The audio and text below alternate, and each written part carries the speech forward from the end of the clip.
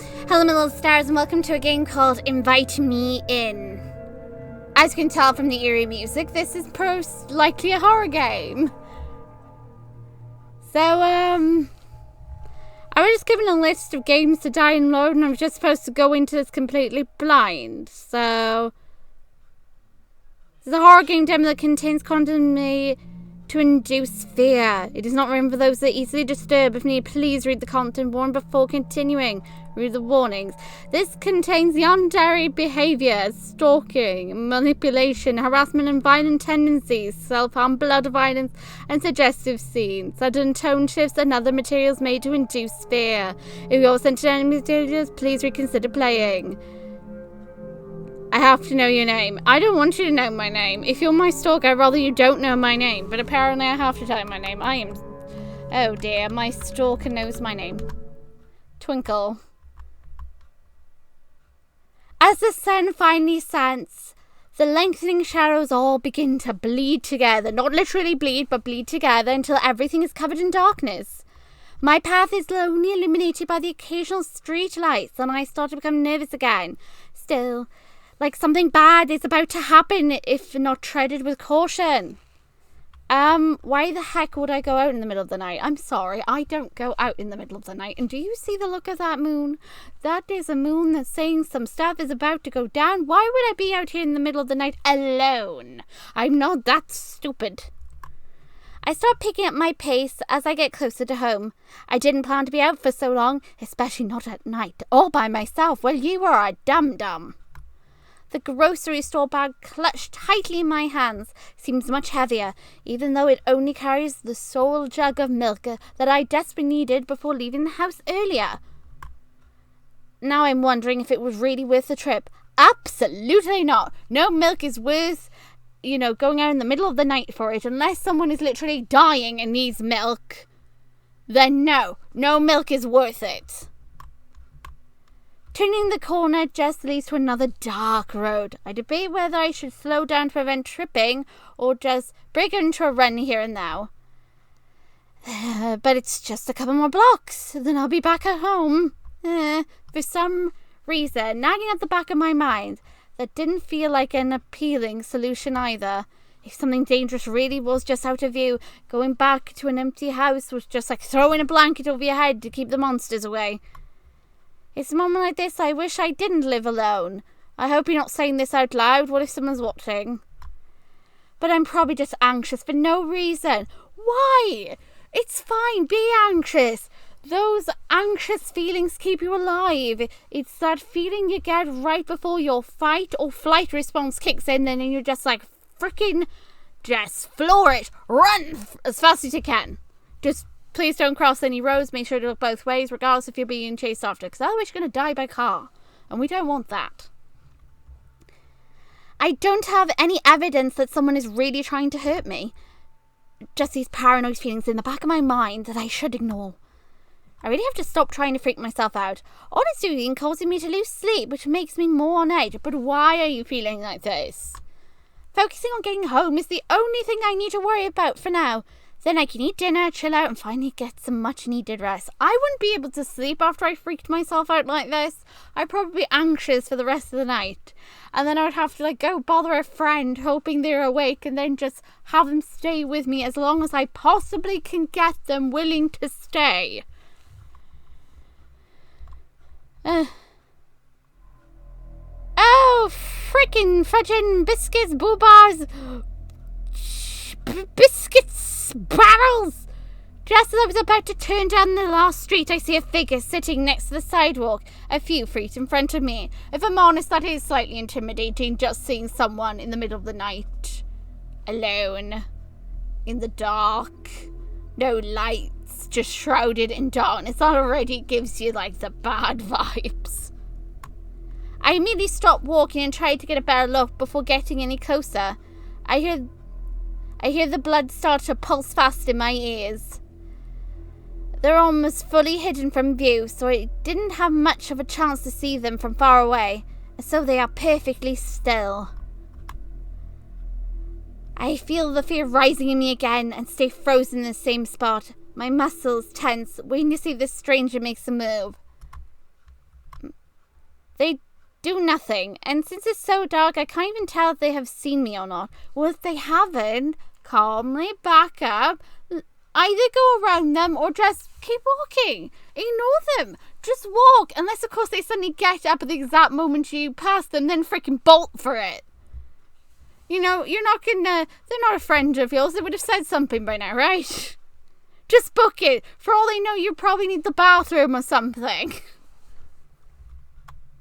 Though I keep getting the feeling they are staring right at me. Well, in that case, just floor it. Forget about everything. Forget about the safety of the milk in the bag. Just run for it. It's fine. Just, like, pretend you're looking at the time like, oh, no, look at the time. I'm late. I better run. You know? People won't question. Just freaking floor it. It's terrifying. But I can't just stand here forever. I want to go home. Swallowing the lingering, morbid thoughts and stirring up some bravery, I begin to walk again until I'm only a couple of feet away from the stranger. Once I'm close, I can finally make out some of the vague details of their face. His face. And we make eye contact. Why would you make eye contact? What is wrong with you? If you're trying to just get home, just get home. You don't need to look at every single thing. Like, don't make eye contact with a person. They might think you want something from them. Oh, God, we made eye contact. Oh, God. I flinched back a bit after seeing him look at me, but then I start to know something strange. He's curled up in the grass, clutching his arm tightly to his body, and I begin to hear his heavy, uneven breaths over my own. He's hurt badly. As soon as I see the state he's in, I'm not only more worried than before, but now also heavily concerned for his well-being. Hello? Can you hear me all right? Wouldn't he have asked for help if he needed your help? Then again, if he was unconscious, maybe he can't talk. Maybe somebody's done something. Maybe he's mute. Seems weird that he was just sitting there quietly, though. Unless maybe he's dealing with blood loss. Okay, I guess there's many reasons why you wouldn't. I mean, he could have flawed it, and then someone else might have found him. But now you're making me feel bad for suggesting we run for it. I don't know, maybe... Fine. I'll give him the benefit of the doubt. But I swear, if this is the Yandere person, you are stupid. Are you okay? What happened? For a moment, he just keeps looking at me. His expression is unreadable. This far from any light source. But he must feel scared too, maybe. He doesn't respond. At this point, I feel he may be really, really injured. Maybe he can't even understand me. Just as I reach in my pocket to try and call for help, he finally speaks up. Something happened to me earlier. I was just trying to walk home and I'm a bit hurt right now. No shit. No shit, Sherlock. You hurt, huh? A bit. He doesn't seem like he's doing well at all. Do you need help? Can you walk? He leans forward and begins to push up on his arms, like he's trying to stand up, but he quickly winces and sits back into his original position. Quick, phone an ambulance. They can deal with him. It hurts. My arm really hurts. My legs are okay, though. How did you hurt your arm? Is anything broken? Broken? I didn't break anything. He shifts uncomfortably on the ground, trying to move his body to a more upright position. He looks at me a bit nervous. It's easy to see his face like this. Pretty pale. I mean, well, why would you think he's a bit cute right now? Am I supposed to be thinking he's a bit cute? Is this a flirty visual novel? I was not told. I was informed this was a horror. Am I supposed to be thinking he's cute? I mean, he does look cute. There's no denying he looks cute, but it's not really the time. A little scary. I don't think he looks scary.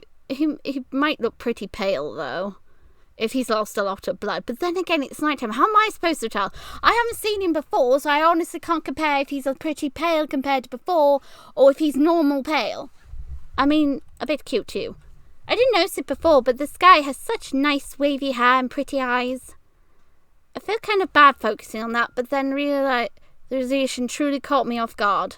My eyes shift away to focus on anything else. I shouldn't be thinking about this and instead try to find out how to help him.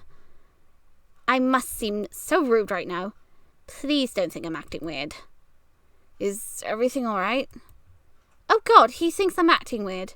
Everything's totally fine. I'm just a bit squeamish about broken bones is all. You don't have to worry. My arms aren't broken, just a bit hurt. Well, okay, I'm glad it's not that bad then. You should really be more careful. Getting injured on the side of the road this late is really dangerous. You're right.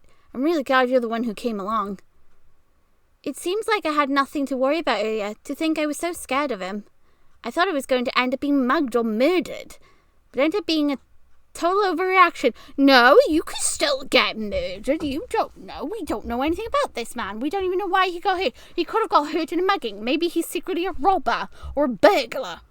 I don't know. What's he doing out in the middle of the night? He doesn't have any shopping on him. He wasn't out getting milk. What was he outside doing, Why is he here? Why? I'm going to be totally sus. I don't care. I'm immediately sus. I don't see any blood, though. So how did he hurt his arm? And now I'm just having a normal conversation with this stranger sitting in the grass. Well, that isn't too normal. But I still don't really know anything about him, and he still seems pretty worried, too. I would really like to know more about him, too. Why don't we get, I don't know, call an ambulance? I should try to calm him down a bit more so I can help better. He isn't going to tell me anything like this. What's your name? My name, it's Devon. He seems really shy about it. I feel kind of bad asking now. Is it really his name? Did he just make it up on the spot? Is that your true name, sir? That's a really nice name. It suits you. Did you just blush? Sir, you are injured. You should be making sure your blood goes other places, not to your cheeks. There's no way. I think your name is much nicer. We didn't tell him our name. How the fuck does he know our name? He doesn't know our name, though. We didn't say our name. We asked him what his was. He doesn't know our name. It's stalker, isn't it? How does he know our name? Should I just say thank you? Should I question, like, wait, what? Because we never told him our name.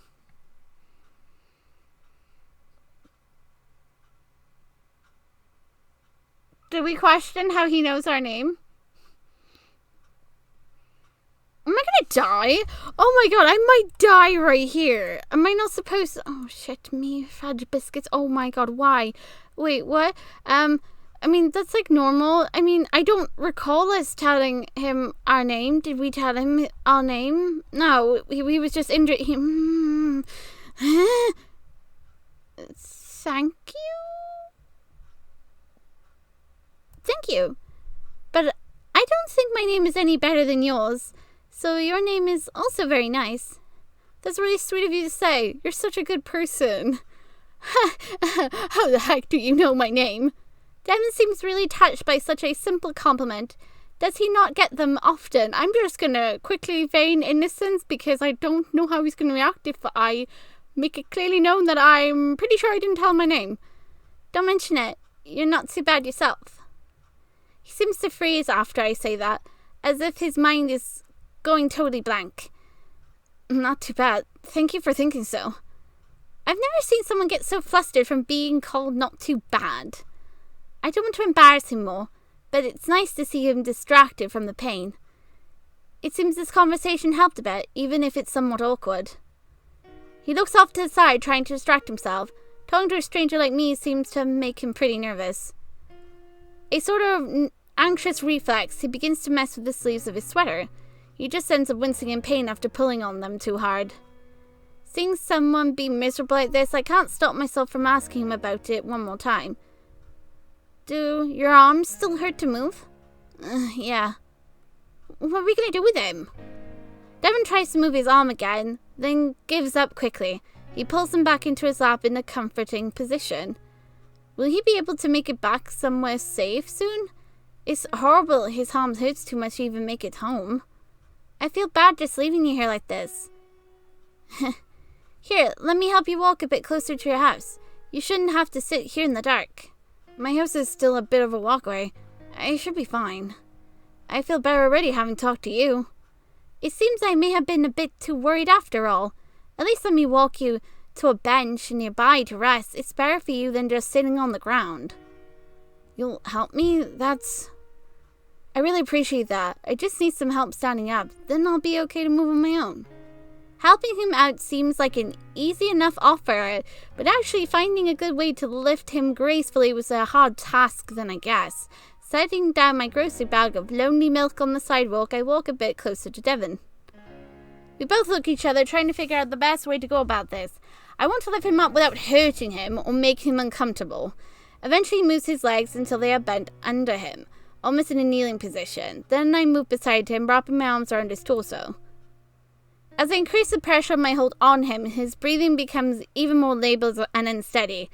His body becomes incredibly tense despite how careful I try to lift. Are you okay? I'm trying not to touch your arm too much. Let me know if anything hurts. It really doesn't hurt that too bad. I can barely feel it. Feeling a bit more reassured after knowing he's okay, I give one final lift until he's up on his feet. We did it! Is there anything else I can do to help? I'm here if you need any.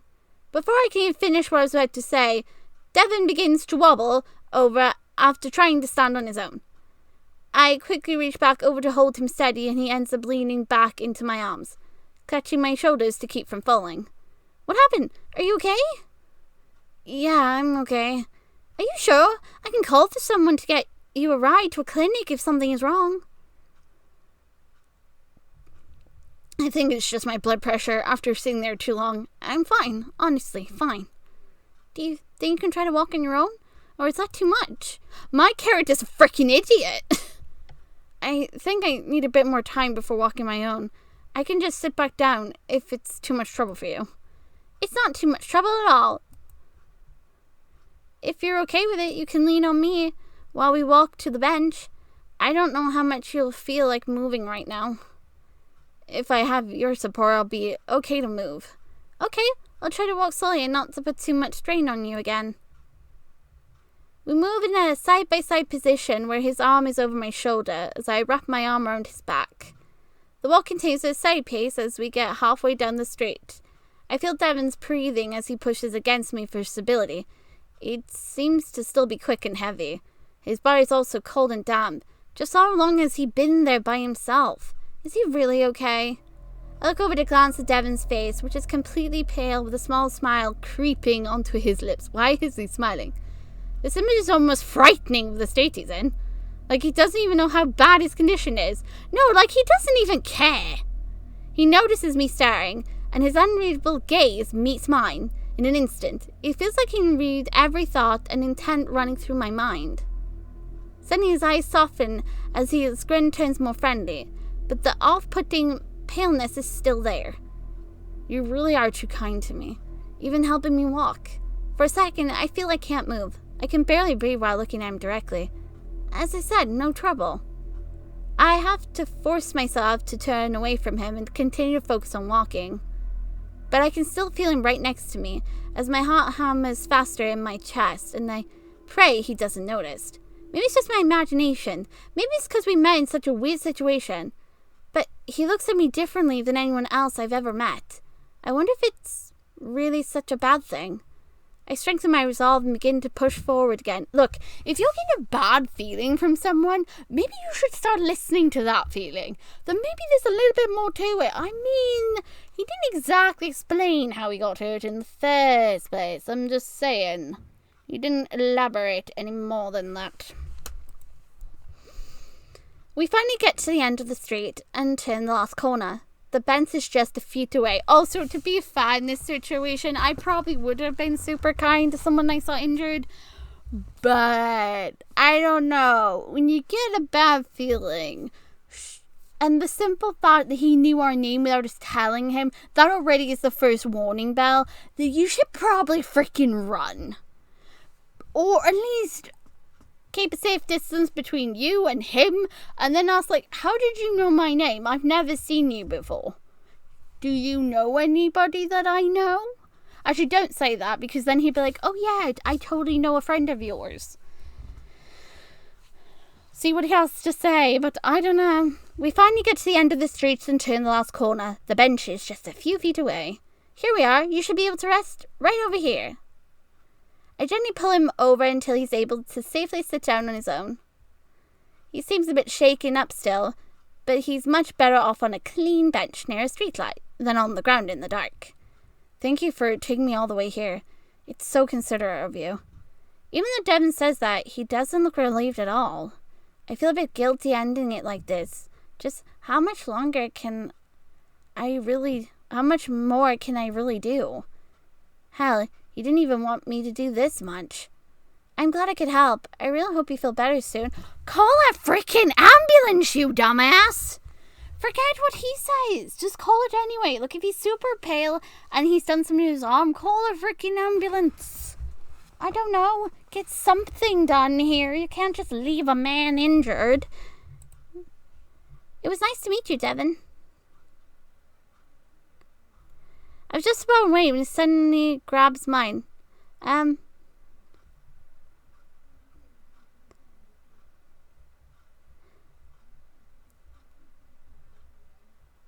Let's see, Devin, are you alright? I may turn around and hold his hand in my own while trying to be gentle with his arm. Remember, if the killer is right in front of you, be as nice as possible.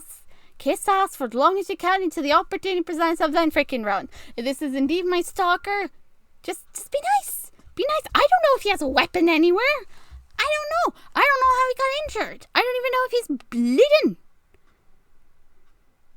So, yeah, I'm gonna quickly just be nice as possible to him. And then as soon as I get home, lock my freaking door and quickly, start searching for a new house to live in.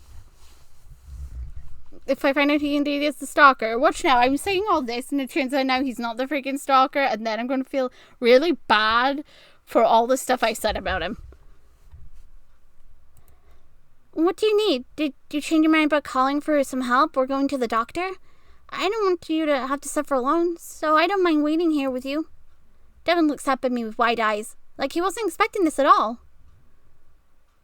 As I begin to sit down on the bench next to him, he finally pulls his hand away and stops me. No, I didn't change my mind. Thank you, though. I just wanted to let you know... I wanted you to know... You left your milk behind earlier when helping me, and you probably don't want to forget that. My milk? That's right! I totally forgot! I guess I got so distracted helping you. I almost didn't remember to go back for it. Thank you for reminding me, Devin. What would I have done without you? He quickly becomes flustered again and shakes his head a bit. Didn't you say I'm the reason you got distracted in the first place? Maybe so, but it wasn't like you did that on purpose.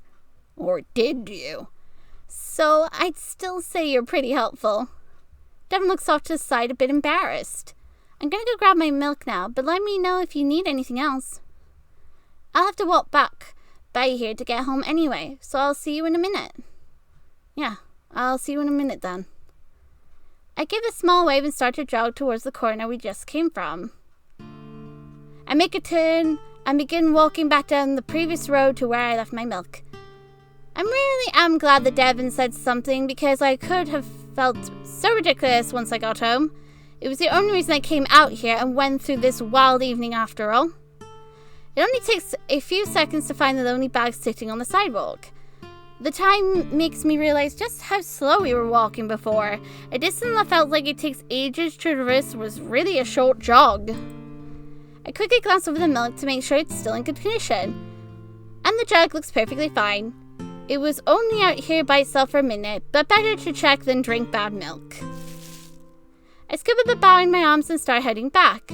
I should really say bye to Devin before heading home and checking on him one last time. I run back to the bench to see him sitting there, just as I left him. Well, something seems a bit off. He seems just as unwell as ever. In fact, he's not even looking at me now. Is he ready for me to just leave now, or does he even know I'm here? I step a bit closer so I'm right in front of him, and I try to duck down to get one last look at his face.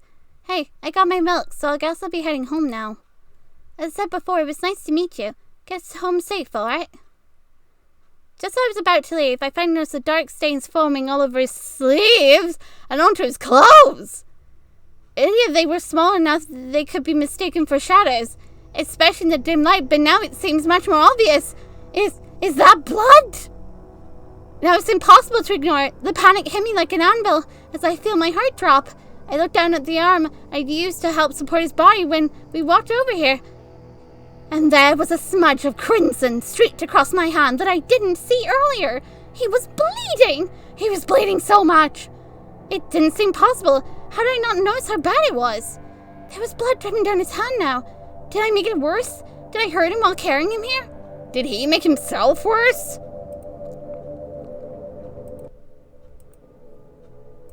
Oh my god. No, I didn't mean to hurt him. Will he be alright? I lift Devin's shoulder to look at his face.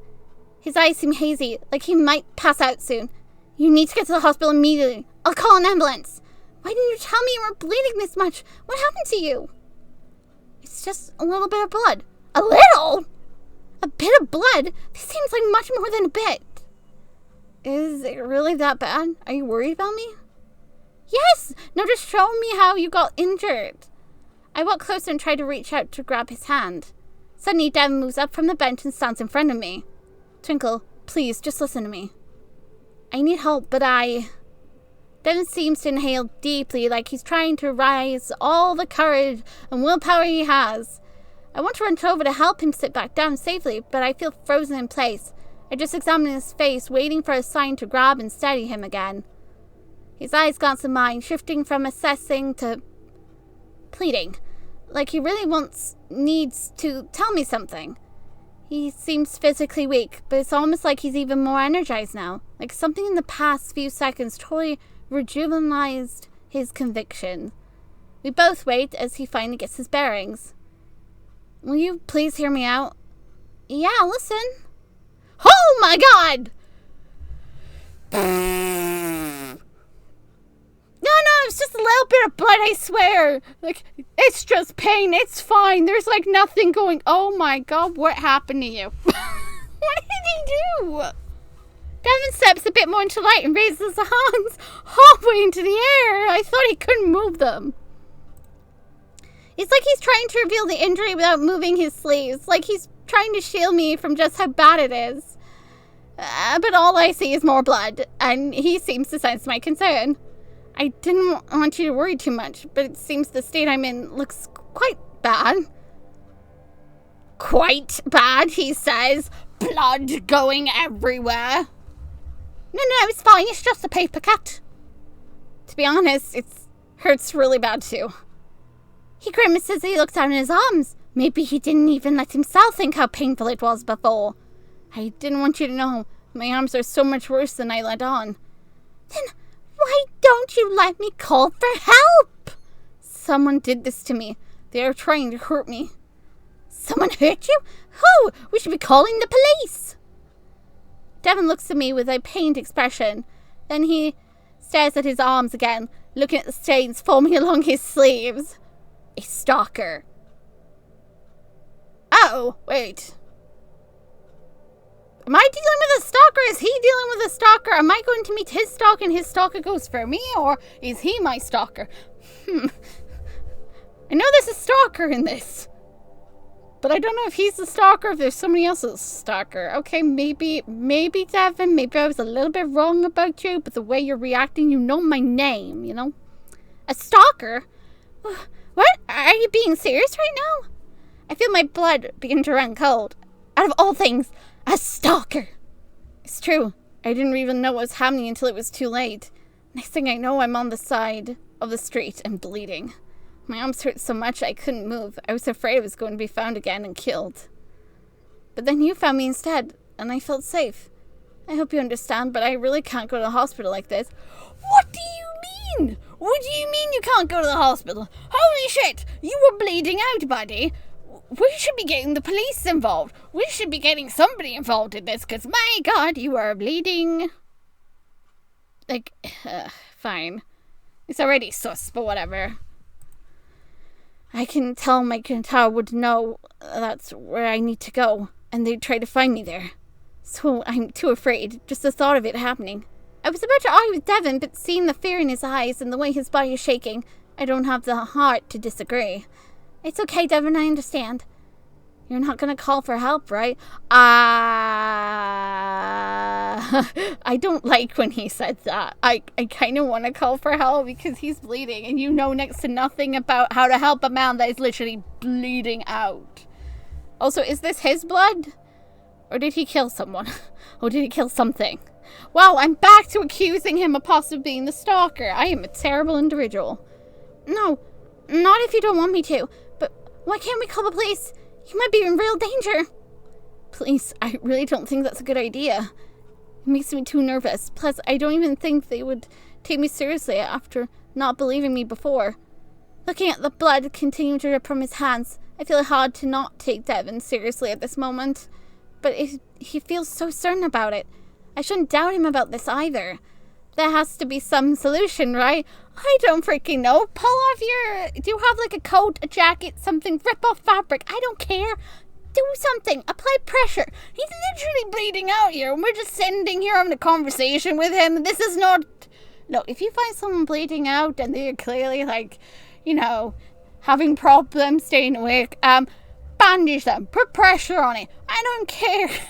Do something. Don't just stand there flabbergasting. There has to be some solution, right? He can't just deal with this by himself and risk getting hurt even more. I want him to be able to get help. His life could be at risk, and I don't think I could go home only to see him on the news tomorrow. Then what are we supposed to do? You can't keep walking around like that. I just need someplace safe. I really don't think I can just be home alone while someone is after me. Then, if there was some basic medical supplies, I could make it work. I patched myself up from worse. Really? It feels like an inadequate solution, but my mind is racing too much to think of a good alternative myself. Oh my god. But one thing I know for sure, I can't just leave him like this. Oh my god. I may be terrified, but that's nothing compared to what Devin is going through at this moment. I've been on edge the past few weeks with thoughts that someone has been watching me, but he's living it. I feel a bit silly trying to relate. I can't help but feel a sense of connection though, like it was fate. That I happen to be the one here to help him. I swear to God, if you end up the stalker, if there's an option to kick you in the nuts, I will. If anyone would know what it's like to live with this fear and how it can affect you, it would be me. And wouldn't I want someone to do the same for me if I was in such a dangerous situation? As I've been going through my reasoning in my mind, Devin has just been staring at me with a hopeful expression. If you need someplace to go, you can come to my house. Really? I can come to your house? I have a first aid kit I bought recently. I'm not sure how helpful it will be, but it's better than nothing. Yeah, that'll work fine. Sorry, I can't believe you're really helping me. I'm not gonna leave you out here alone, or just hand you off to people you don't feel safe with. I really do want to help you, Devin. And I find myself really meaning those words. We search out for a moment, assessing this bizarre situation that's been laid out quickly in front of us. But the look on his face, he seems so happy, ecstatic even. This just shows that I definitely made the correct choice, right? Why are you asking me that? Is he the freaking stalker? Or did I even have a choice to not help someone in this much peril? It doesn't feel like I did at all. I try to push back any feelings of uncertainty and move on to the next objective. So we shouldn't stay out here too long, right? Isn't it kind of dangerous? Yes, you're right. We should leave right now.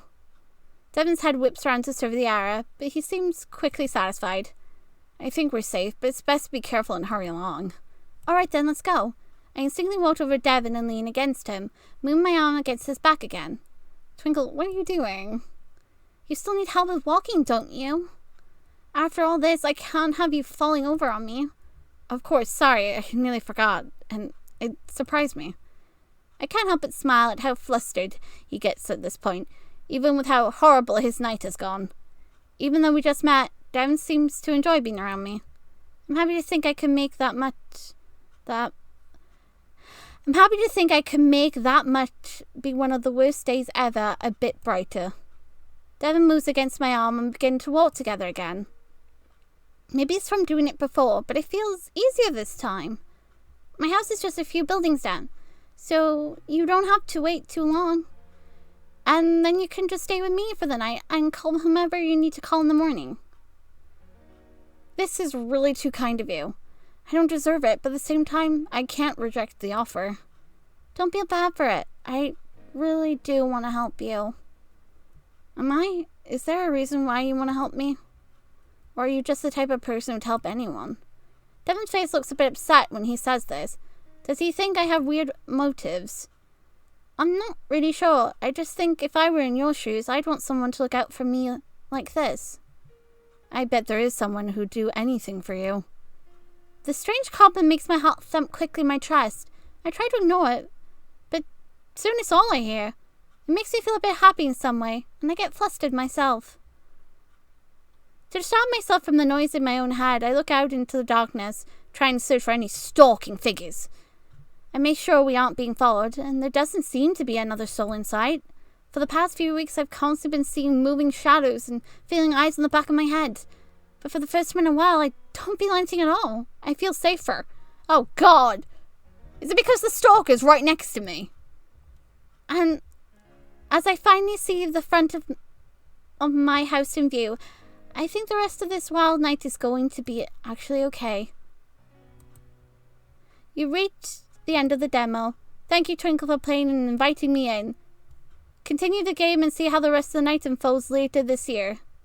Oh, the hearts above give you clues to the path you were heading on. Heh. Oh, God. I got 3 hearts. Oh, God. Did I do a good thing? He's a stalker, isn't he?